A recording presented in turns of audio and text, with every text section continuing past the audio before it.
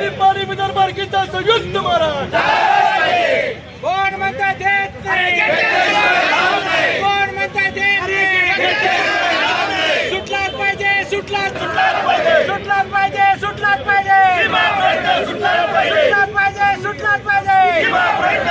पाहिजे. बेळगाव कारवार निपाणी विदर्भाचा संयुक्त महाराष्ट्र बेळगाव कारवार निपाणी विदर्भाचा संयुक्त महाराष्ट्र महाराष्ट्र एकीकरण समितीचा महाराष्ट्र एकीकरण समितीचा बेळगाव कारवार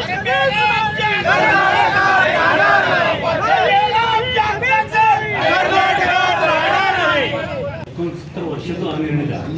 वेगळ्या भूमिका काय घ्यायची की दोन्ही मुख्यमंत्र्यांच्या चर्चेतून पण दोन्ही मुख्यमंत्र्यांच्या चर्चेतून प्रश्न सुटला नाही म्हणून त्यावेळेचे मुख्यमंत्री विलासराव देशमुख आणि आर पाटील यांनी एक समिती नेमली, चंद्रचूड समिती म्हणून न्यायमूर्ती.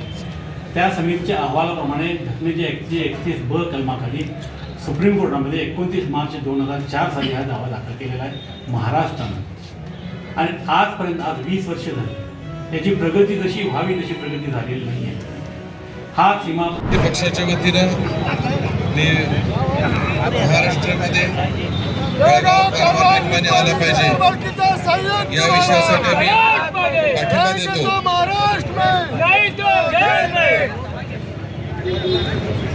त्याचबरोबर नागपूर अधिवेशनामध्ये बेळगावचे नगरसेवक रवी साळुंखे व त्यांचे सर्व सहकारी आले होते. मुख्यमंत्री देवेंद्र फडणवीस साहेब यांना त्यांनी त्या ठिकाणी निवेदन दिलं आणि ही केस फास्ट ट्रॅक करून कशा पद्धतीनं त्याचा माग आपण लवकर पद्धतीनं कर्नाटकाची सरकार त्या ठिकाणी आमच्या बांधवांना यातना त्रास देते. अनेक प्रश्न आहेत ज्यामध्ये पहिल्यापासून या कर्नाटकवाल्यांना महाराष्ट्रवाल्यांची काय अडचण आहे मला माहीत नाही. त्या ठिकाणी आलमट्टी धरण असू दे असे एक ना अनेक उदाहरण आहे की ज्यामध्ये त्याची उंची वाढवून सांगली कोल्हापूर त्या ठिकाणी ते पुराच्या पट्ट्यामध्ये आणतात. प्रचंड अडचणी आमच्या लोकांना. मात्र या सगळ्या विषयामध्ये आपण एकत्रित आलेला आम्ही सगळे एकत्रित आहोत.